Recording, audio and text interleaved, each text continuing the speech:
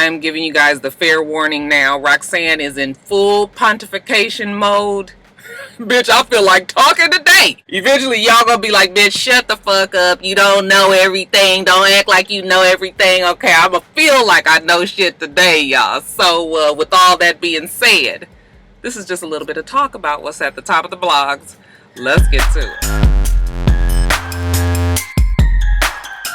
Alright, you guys, first story up, politics. And more specifically, your president, Mr. Donald Trump, out there, y'all, just cutting the fool. Now, we remember last week I spoke to you guys about the unexpected firing of James Comey, who was the director of the FBI. James Comey was also involved in an investigation on Donald Trump and his administration amidst allegations of collusion with the Russians. We don't need to rehash all that, right? Well, a lot has happened this week, okay? Let me lay it out for you a little bit plain.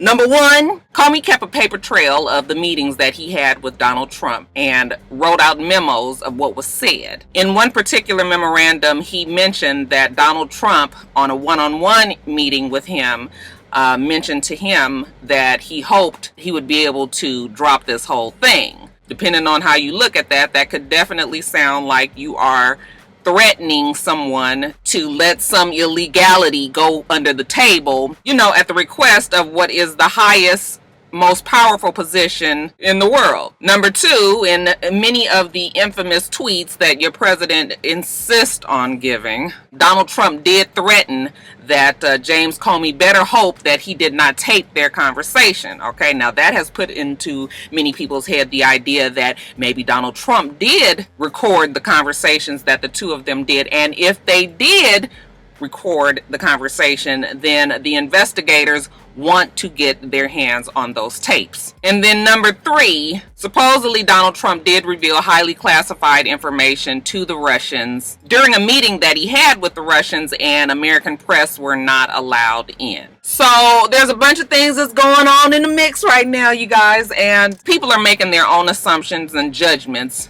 from this said mix. Now, since all of this has happened, finally a special counsel was assigned to this case, because it's obvious that the FBI and the Trump administration and the Republicans and all that shit is in such serious turmoil that we have got to try to get somebody who is non-biased and not affected in any kind of way to head this investigation. So they have pulled in former FBI Director Robert Mueller, and everybody is hoping that he can get to the bottom of this scandal, or if you're on the Trump administration, this witch hunt. And many of us are hoping that impeachment would be the very next thing in line. Except, and this is solely in my opinion, you guys, I do not see impeachment happening. I have told you guys this many times, and even though I'm not the most politically savvy person, I do know that the Republicans, on many occasions as of late, they are prone to sacrificing the good of the country for the betterment of their party. Okay, the Republicans are sort of like that fucked up ass family that you have. This family has continual drama. Marquise and Dante, they went and robbed the fucking corner store, and everybody in the damn neighborhood knows it. Okay, Big Mama stressed the fuck out. She can't sleep at night. One half of the aunties and uncles have thrown their hands up to Dante and Marquise because, damn it, they have told them niggas time and time again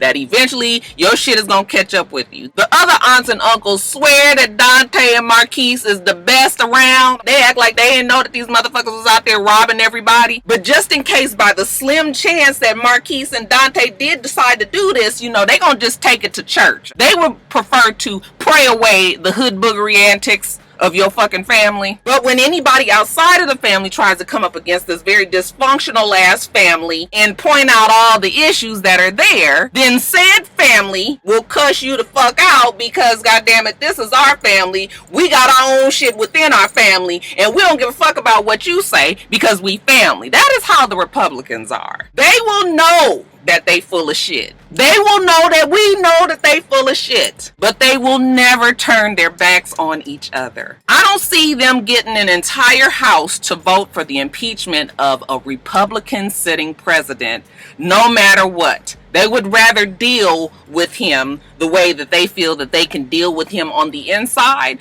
But yeah, I don't see them all voting, or you know, however many number of people that need to vote to impeach their own party member. I know that, you know, with every single thing that Donald Trump does, it inches our hopes a little bit higher towards this type of direction, and you know, hoping that impeachment. I have been hearing impeachment all over the place. Bottom line is, they have to be the ones to do that. Okay, now I know people draw comparisons to the Nixon administration and how he was impeached, but Nixon was not impeached. Nixon was about to be impeached, but he resigned. So then people say, well, if they don't impeach him, then maybe we can get him to resign. I think that there is a slim chance in hell that that would happen, because Donald Trump is stubborn, and he is prideful, and he is boastful, and he has a huge ego, and I don't see him giving up on a job that, you know, he claims that, you know, the majority of the people had decided to put him in. I just don't even see that happening. What I'm basically saying is, you guys need to buckle in and hold on for the next 4 fucking years, because the United States of America is going to be in a state of confusion and chaos as we have clowns running our administration. And I hate to sound all, you know, real, you know, conspiracy-like and very Debbie Downer and very, yeah, but that's just what it is. I don't see Donald Trump being impeached. But like I said, I am not a political I'm not a political analyst. I'm not the savviest person when it comes to these political streets. I will admit that.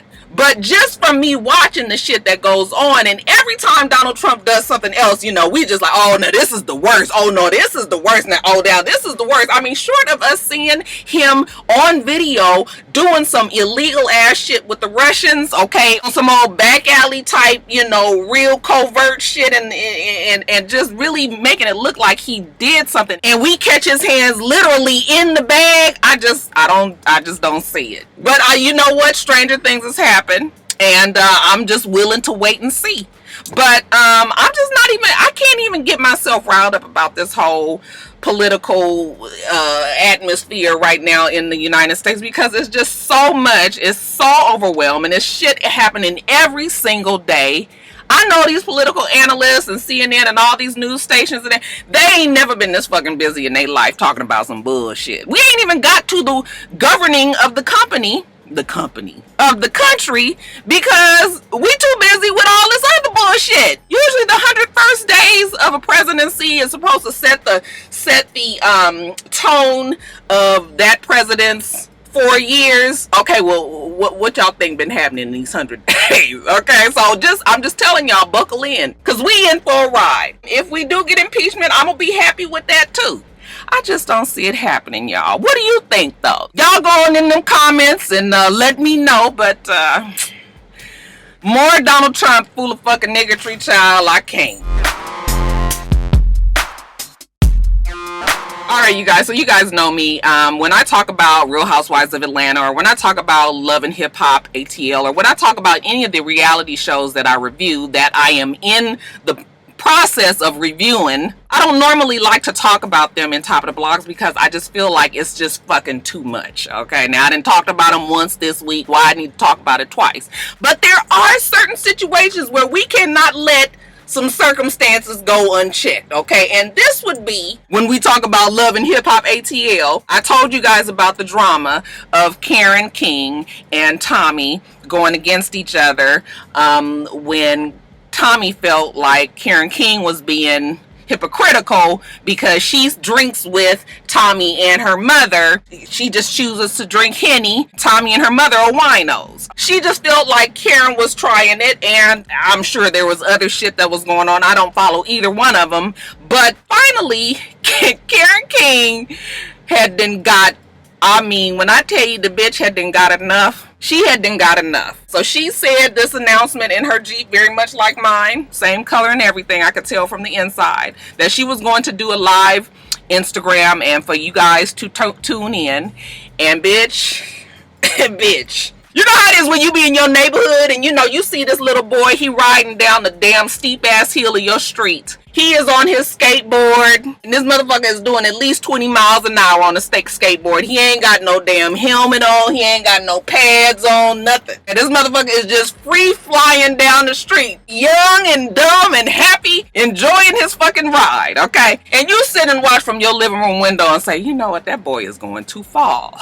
And he goes up and down the hill 4 or 5 times, and for some reason, you can't take your eyes off the train wreck that you know is about to happen. And sure enough, on that 6th time, the little boy hits the rock and the skateboard stays with the rock, and the little boy is airborne about 15 feet, to which he lands on said asphalt and fucks the hell up out of his knees, his chest, his chin. The nigga that knocked his teeth out. He might even skint up his forehead, okay? All this burnt off road rash, all of that, okay? And you just sit there like, ooh, I knew it was gonna happen. The boy get up, he bleeding and shit. Yeah, that was Tommy. When I tell you that goddamn Karen King drug her. First of all, let me tell you, Karen King, she got a lot of my respect that day. See, I have a thing with people keeping it real. I always tell you guys, it be good days and it be bad days. It be shit going exactly in your favor, and then it be fucked up ass days, okay? The only way that you can keep your humbleness, I believe, is when you realize that as good as things can go, they can go 100% bad as well. Karen King got on camera and told all of the business from beginning to end, how she met Tommy, how Tommy and her, well, Tommy was a worker bee for her when she was doing her illegal shit, how Tommy had always been a gutter snipe. Okay. But for whatever reason, Karen had some semblance of love for this girl and kept giving her chance after chance. And when the shit was good, Karen took care of her, bailed her out, as I suppose employees would expect from their employer. You can't have a motherfucker that's doing illegal shit for you in jail and under the pressure of, maybe having a tail on you. So, I mean, they definitely had a working relationship.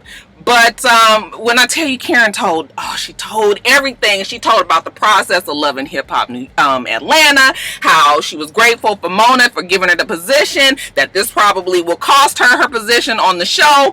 But the reason why she brought Tommy in was because Scrap needed a girlfriend and he didn't want to bring his real baby mamas on there. And she suggested Tommy.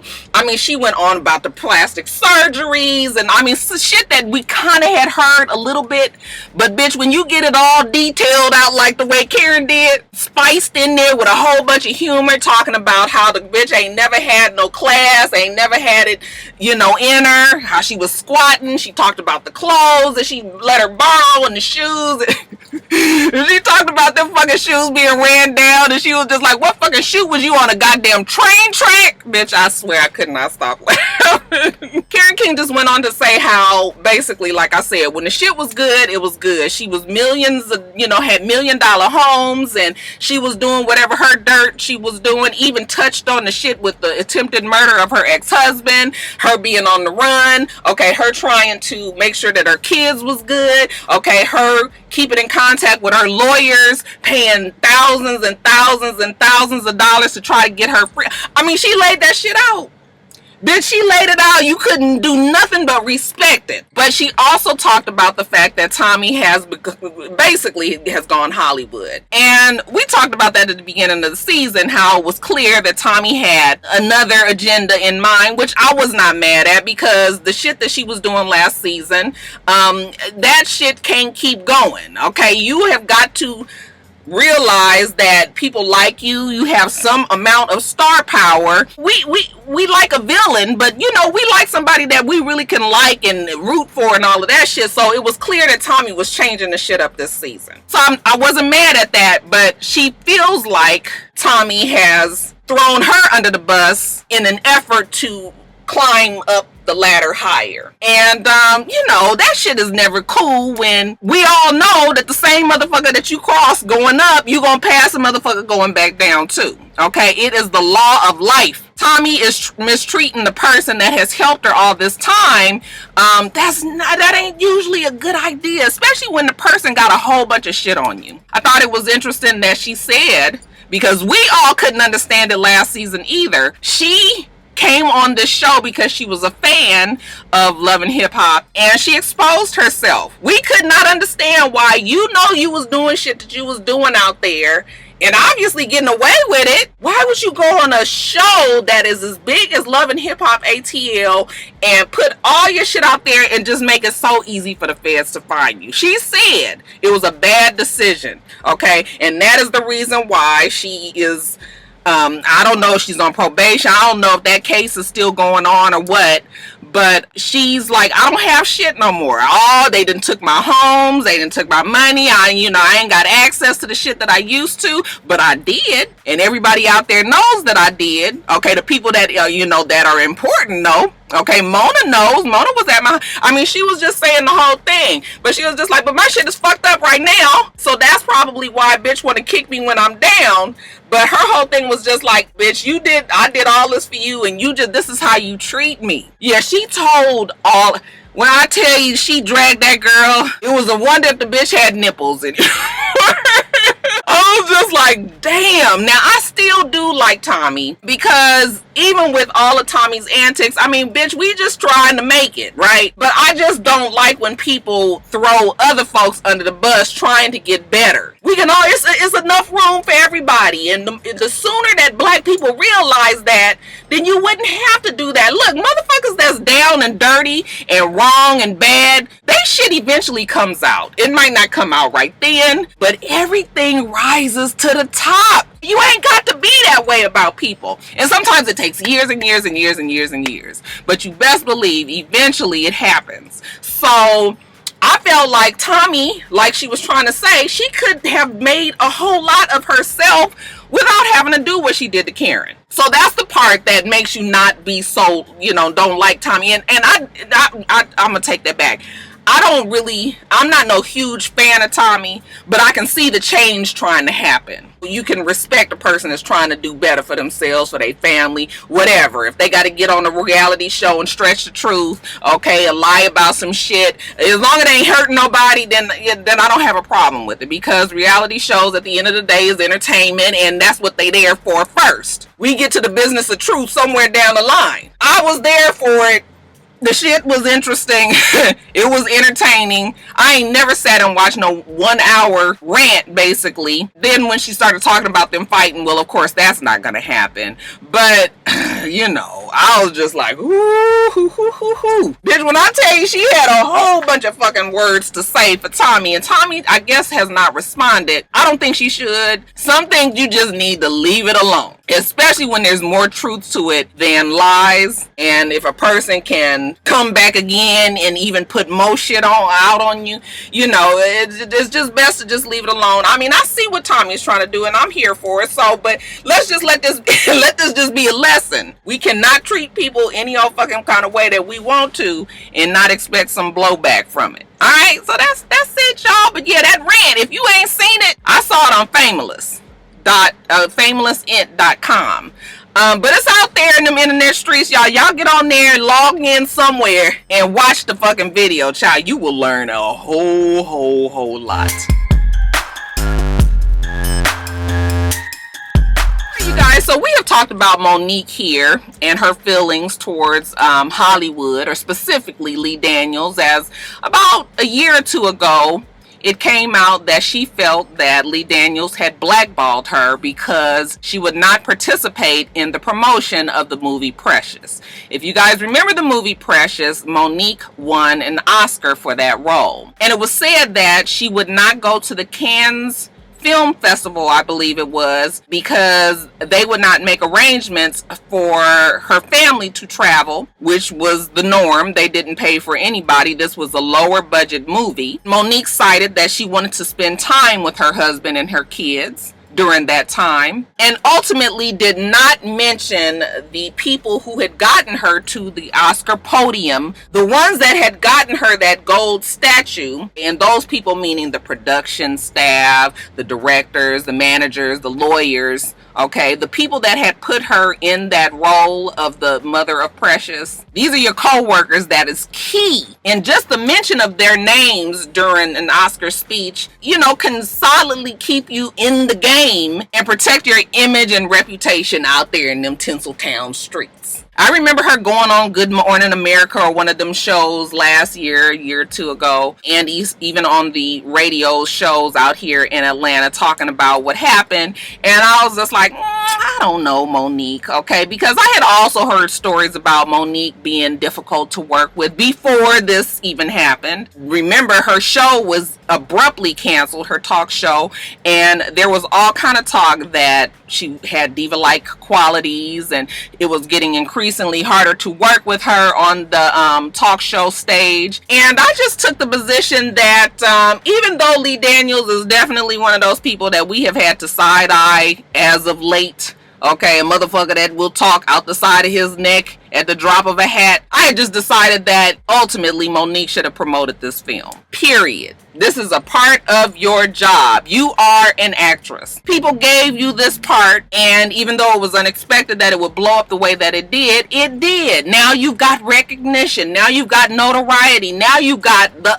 other side watching you. And granted, I'm sure it's taxing. I'm sure it's stressful. I'm sure it's tiring. I'm sure it is intimidating for a person who up until then had only hadn't necessarily gotten the crossover. Now, she was big in the black community, but she hadn't necessarily gotten the crossover eye until Precious happened. So, I'm sure it's a whole lot. Oscar season is probably, you just be glad when that shit is over. She was thrust in the limelight. Listen, I got all that. I got that. I'm clear. But in the grand scheme of things, girl, you are in an Oscar-nominated film. You are nominated for Best Actress. Yes, we want to spend time with our families, but, a month or two, I don't know if that's asking a lot of an actor and an actress who is out there trying to make it happen for their family in the long run by promoting a movie that they were in. In the short run, yes, it's a sacrifice. Your children probably be upset. You probably will have guilt. But in the long run, weather the storm and let that be that. But she didn't. Okay, she spoke out. People chose their side. Some people rolled with Monique. Some people didn't. But it looked like, even though it was a blow to her career, it looked like she might be able to have still some success. Okay, she did that movie Blackbird right after that. I didn't see the movie, so I don't know what it was like. But, she was in the movie Bessie, and was she nominated for like a Golden Globe or something? They say that she did a phenomenal job in that movie. I didn't see that either. And then she was also in the movie Almost Christmas. So while, with some shit, it looked like Monique might be able to come out on top eventually. And, once motherfuckers got it out their mind. And for the record, I 100% believe that she was blackballed by Lee Daniels, because he is just a spicy type of motherfucker that would do something like that. He was mad because she did not mention his name in her speech. And for her to not mention his name was a direct, fuck you to him. And, I believe that he put it out there 100%. Anyways, we got through it, right? Fast forward a year or two later, she's in a stand-up routine, and Monique has always been known to have, speak her mind in her routines and say some shit that might be raunchy or that might be, in your face. So I wouldn't expect her to be any other way. And during this one particular stand-up routine that she has, she talks about Lee Daniels, and added to this picture Oprah Winfrey and Tyler Perry, and said that they all whiteballed her because I guess they're playing the game in Hollywood. And, fuck you basically. And if she had a dick, then they could suck it. And child, when I saw that, I said, okay, Monique, listen. Two things. As we grow up through life, we make hard decisions. Some shit that we just can't let go. Some shit that we cannot let slide. And the decision might not be the best for us, but it is some shit that we have got to get off our chest, and we say it, and we don't give a fuck nothing else. Okay? That's what happens as you get older in life. Monique obviously made that decision. Okay, fine. Say what you gotta say, boo. But the other thing that I want to say is, when we make these sort of decisions on our lives, then we have to live with the consequences. See, that's all that life is happenings and consequences. What you do, and then how you are dealt with after you did what you did. I hope that Monique doesn't believe that she is going to be able to dig herself out of the coffin that has about 50,000 nails in it, closed shut, that she has put herself in. I hope she don't think that she about to get out of this one, because baby, it's just not gonna happen. I'm gonna have to keep it real for y'all. You just said some of the most disrespectful shit for 3 black people in Hollywood who are super powerful. With the exception of Lee Daniels, we don't know Tyler Perry and Oprah Winfrey to be the type to throw their weight around, not in the public anyway, but you best fucking believe that they do. You best fucking believe that as they make more and more and more money, that there are going to be other people out there who are going to take into consideration their feelings about how they feel about Monique and not fuck with her. You think you can say some shit like that and it won't go unnoticed and it won't go unchecked? Then you have another thing coming. Listen, if you want to be in an industry that's already not geared, it's not really the most supportive of black people to begin with, the absolute wrong thing to do is make an enemy of the few black people that are in power of said industry. And I mean that when you really want to be in this industry, bitch, you got to play the fucking game. Nobody wants to play the game, okay? And that's every race. Black, white, red, green, orange, pink. These motherfuckers in Hollywood is playing the game. And you do that until you can call the shots. How does the saying go, you guys? Do what you gotta do until one day you can do what you want to do. Okay, listen, look, I'm gonna make it to you plain again. Okay, we got a fucking boss at our job. We can't stand that motherfucker. Okay, every day you look at him, your stomach hurt. But you need this damn job. Now, you ain't kowtowing. Is that the word? You're not kissing up to this motherfucker, but you have thinly veiled patience for him. You don't go in there one day and just cuss the motherfucker out and expect to keep your job, do you? No, what you do is, it's time to move from this position. You might go to school, get you some more degrees, apply for other jobs, get new jobs, probably in the same industry, and then you leave. And you still don't cuss the motherfucker out. You know why?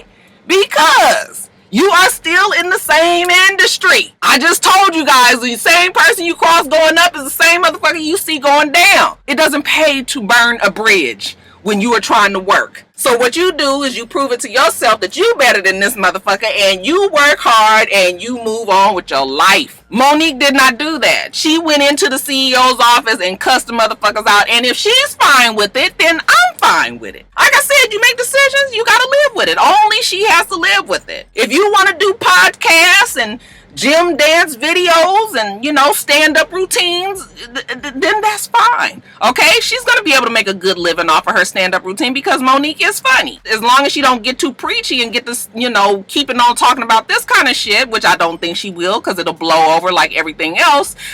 She'll be able to make a good living. All right, but it ain't gonna go no further than that, baby. And like I said, if she didn't want that, if she took into consideration all of that and she's still fine with it, then bitch, if you like it, I love it. That's how I feel about it. Okay. Y'all tell me what you think though. I've been talking. I told y'all motherfuckers that I'm on it today, bitch. I am on my pedestal. Yeah, when she did that, I was just like, girl, I hope you know what you doing, okay? Y'all let me know what you think. Was you 100% behind Monique, or do you think that she shouldn't have did it? Leave your comments about it below. Alright, you guys, so Peter and Matt. Okay, so we also talked about this fight that we knew of, but we hadn't seen in some top of the blogs a while ago, when Peter and Matt supposedly had this confrontation at a radio station. Peter had made it very clear that there was a video and that he was going to work hard to make sure that we saw it. Well, last week the video did surface, and we were able to see what we already knew, which was that this motherfucker Matt is crazy. 5150 type crazy. Out of control. Very aggressive. A whole ass fool, y'all. This nigga was so mad from the gate. I was just like, this don't look like this is gonna go all that well. When Matt stood his ass up, I was alarmed. Okay? Because I have stood next to Peter. And Peter is not short. He has to be somewhere around 6'1". Maybe even 6'2", somewhere in between there. And Peter is not a small stature man. He is a solid chunk of something. So when Matt stood up and I saw how much fucking taller Matt was and how much bigger Matt was, I was like, And then when I saw that Peter was pretty much cornered, I was just like, oh, this is really not gonna go well. As soon as he threw that bottle, I said, oh, it's fixing to go down. What about the lady, bless her heart? I was like, girl, if you don't sit your motherfucking ass down, bitch, duck. Shit. She was trying to stay in between Matt. She was trying to reason with him. Okay, talk to me. You can't talk with a fool. Okay, and this nigga is crazy. And when she saw that the guy that was in the room wasn't gonna do shit, that was also your key to get the fuck up out the way. Okay, so she did kind of keep it from, starting, but once the shit did get started, it was nothing she can do. Okay, she even ran out and came back. I said, bitch, sit down. Shit. He rushed over there to Peter, who never raised his voice, who never lunged at him, who you could tell was taking observation of the fucking room and what he was going to have to work with. But he rushed over there to Peter, and I don't think he expected for Peter to be able to grab him that fucking headlock like he did, okay? I think he was thrown off by the strength of Peter now, granted. Peter is almost 60 fucking years old. In the long run, that fight probably would have turned out differently if there were no other people that was involved and if they were just free to just be coming to blows. I mean, Matt obviously is stronger. But we did see then that Peter is no punk, that Matt is all bark and, a smaller amount of bite, okay? And, but it did confirm for us that the nigga is crazy. Now Matt is saying that he's going to sue, and I don't see how he can sue when it was clear that you was the aggressor, okay? He said that Peter had a box cutter. Peter said it wasn't a box cutter, it was a Swiss Army knife. That's what old men like to do. But I done told you motherfuckers many, many times that the machete game on these Jamaicans is vicious. I was sitting down with some Jamaicans one time, and they were talking to me about a knife fight that somebody in their family had gotten into, and the motherfucker had a machete, and that they had then chopped the nigga in his stomach, and not like this, they then chopped him like that. Nigga, why are you fucking around with these people?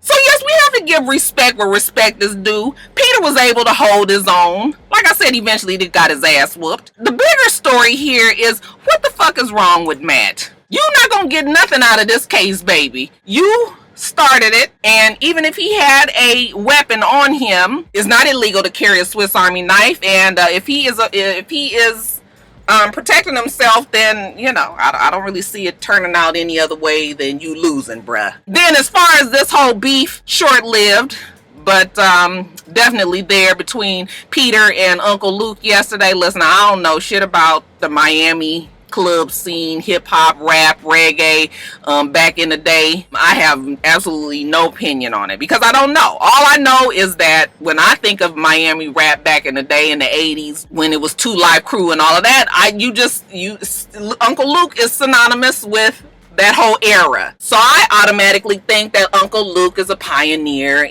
But as far as this whole club scene and what went down in Miami, I don't know. Child, I don't know. So I'm going to just leave it to my Miami rock stars, my Dade County, 305? Okay, y'all put me up on game of what's going down there in Miami because I don't know. And I ain't never heard of Peter before Real Housewives of Atlanta, but, he say that he had 18 clubs and shit down there and that they was popping and all that. I absolutely do not know. All I know is I do have respect, and respect should be given to Luke Skywalker because if he didn't start it, he was a big part in the start. So that's it. Y'all let me know, my Miami rock stars, if y'all remember Peter, banging it out in the late 70s, early 80s out there in Miami. Child, I don't know. Alright, you guys, so we have gotten word that Reid is leaving Epic Records. Okay, it was sudden. It was unexpected. Whenever shit like this happens, you can expect a scandal to follow. And sure enough, we have now found out that Reid was let go because of claims of sexual harassment. And I said, Lord, child, they done finally found out about you, Reid. You out there fondling the kids, sis. Imagine my surprise when we found out that it was a female assistant. I was just like, child, I just knew he was out there there fooling with y'all men's. But no, supposedly he had been coming on to this female assistant a little too strong at a holiday party. Had been saying some shit about, the dress that she looked sexy in that she won. He would rather her wear around him. Okay, even invited her on a business trip. Said, so that they can hug in bed. I said, this nigga got away with words. So anyways, he had then got so comfortable with the girl that he have been coming on to her, and it got to the point where she couldn't take it no more, and so she sent a letter to a high standing exec in Epic Records, they say, and she basically let them know, like, this is what the motherfucker been doing to me. Don't ignore it, because just think about what I have said had happened. You can also probably assume that there has been little whisperings of shit that LA Reid has done around Epic Records, for years and years and years, and they have just kind of let it go because he is making money for the company and everything. But you have got to realize that this is the world of social media. We love to stay politically correct around this motherfucker now. We can't say shit no more. So if you got a sexual harassment claim on your company, then baby, you is affecting the bottom line. We don't give a fuck who you are. It is time for you to go. So they let him go with the quickness, said that they don't want to have that type of type of environment for their employees. Okay, we ain't fixing to fuck around with y'all like the Fox News did. And yes, I heard about the man dying, but I ain't had time to look it up, so I'm sorry. Rest in peace to the Fox News man. Okay, y'all done fucking killed him with all these damn accusations. Why am I laughing? It is not funny. Anyway, back to LA Reid. Look, LA Reid is rich.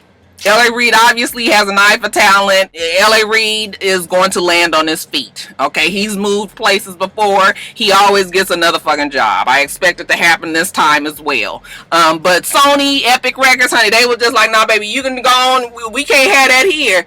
Okay, we do not need that type of drama. So I'm sure we'll hear more and more stories about it, or maybe we won't. But not surprising. The biggest surprise for me is that, I assume that LA Reid was gay. I wonder if there was a cash settlement for old girl, or if she still plans on suing the company, for setting her up in an environment that was, harassment and harassmentful. That's not a word. And then in a pretty sad story, Judge Hatchett's daughter-in-law by the name of Kyra Johnson. Okay, she was married to her son Charles. She was scheduled for a routine C-section, a cesarean at Cedars-Sinai in Los Angeles. And she was able to give birth to a bouncing baby boy by the name of Langston. Okay, they said shortly after that, though, everything took a turn for the worse. Kyra started to, if I'm mispronouncing her name, I'm sorry, but she started to complain that she was having stomach pain. Okay, they said that her blood pressure dropped and her heart rate sped up. So the family became concerned, and they kept on trying to ask the doctors to do something about it. It took them 10 hours to finally decide to take her into surgery. And when they did, they realized that she had 3 liters of blood in her stomach, in her abdomen, and that she basically had bled to death. They could not save her. So now the family is in the middle of a legal, they're suing Cedars-Sinai for medical malpractice. And, I don't know.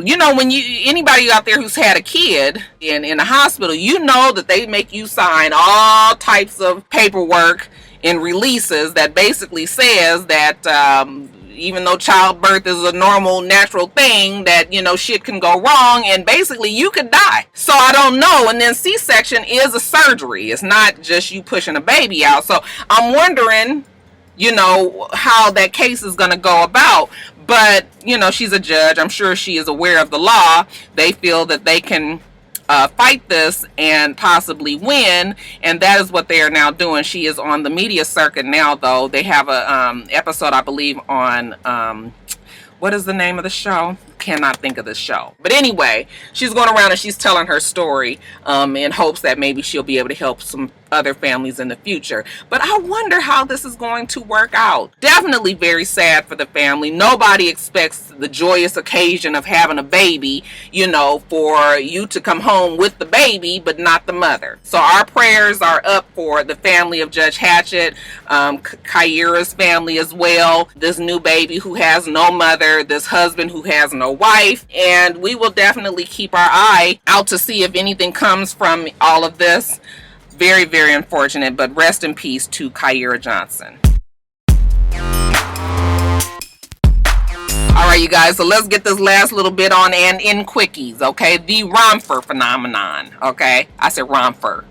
Romper, the little short sets and jumpsuits that we as women will wear, okay? We even put them on our babies and they look so cute as they toddle around in this one-piece suit. I guess the phenomenon has jumped over to the other side, and now we see that it is becoming a big thing amongst men. And all I have to say is this is just like any other phenomenon. It'll look nice on some men, it'll look a mess on others. I feel like rompers, if you're gonna be putting it on a man, it has got to be the best case scenario. The body has to be right. Anybody that's ill-bodied, even motherfuckers might be too fucking tall, too fucking skinny, yeah, all of that, I blame Cam Newton. Okay, Cam Newton is responsible, him and D Wade. I ain't for these men, that's strong looking ass men. When I think about men wearing rompers, child, I can't. But I've seen some men look really nice in them. I've seen some look a fucking mess, and that's where the concern comes in. Who the fuck gonna be putting them on?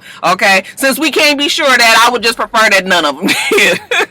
Moving on along, you guys, folks are mad at Russell Wilson for, you know, in his Mother's Day ode to Sierra, that he mentioned something about living his life, the rest of his life, with their children. Okay, people got upset because he is not the father, biological father to little baby Future. I was like, what the fuck do you want the man to say? Damn it, we know who Future daddy is. The boy is named after his damn daddy. We have had enough drama with all of them to know who his dad is, okay? Did you want Russell to say, you know, as I spend the rest of my life with me, our baby girl, and then your other kid? Oh, what the fuck you want him to say? He's going to include him in. Okay, I don't think there's any question is not the father. I don't think he was being disrespectful. I think that he was trying to include a child that he has accepted in his family as his own as best that he could in the fucking dedication to his wife. Okay, you guys relax some damn times. I'm actually happy that Future didn't go off like he probably could have and just realize that he needed to go and say Happy Mother's Day to his baby mama and keep it pushing. So I had no problem with what he said. The Rock running for president, in a word, no. I don't want no more entertainers, actors, sports people, musicians, talk show hosts, none of them to run for president. I want politicians who know some shit about the law, who know about our government. I want to go back to the old days when we put a motherfucker in place that acted like they knew what they was talking about. I don't want to see Rock running for president. Kandi Burruss was granted permission to countersue Johnny Winston, you know, about this whole $168,000 in unpaid wages for overtime. This will be a defamation lawsuit, as the judge agreed with Kandi that, you know, he besmirchified.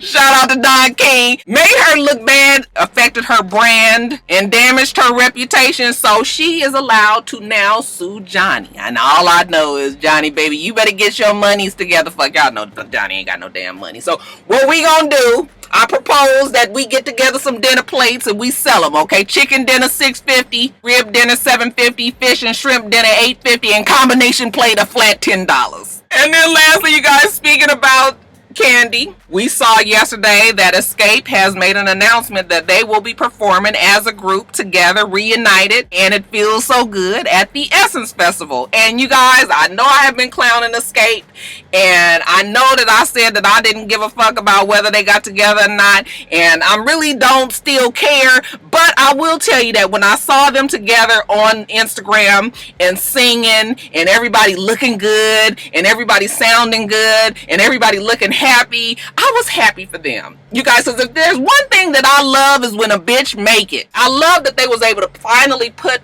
aside the dramatics and get to this business of making their fans happy and reuniting and singing, because there are a lot of people out there that are going to be there for an Escape reunion. They all are in a different place in their lives. I think Tiny needs this, not financially needs this, but I feel like Tiny needs something that's going to make her realize and remember what she had before she was with Tip. Kandi doesn't necessarily need this, but Kandi was holding out the longest. Kandi brings the biggest draw now because of her fame with the Real Housewives of Atlanta. And then the other sisters who I felt had a lot of the talent in the group, you know, it's just good to see them being able to let bygones be bygones and bring it back together. Now, it might be all about the money, and I'm not mad at that either. But yeah, you guys, fist pump of righteousness for the women's. I loves me a good comeback story. I wish nothing but success for them as they reunite and sing out there in New Orleans. Will you be there?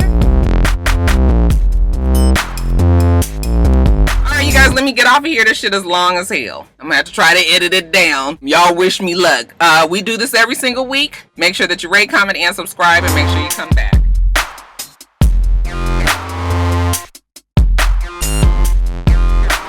Until next time, rock stars.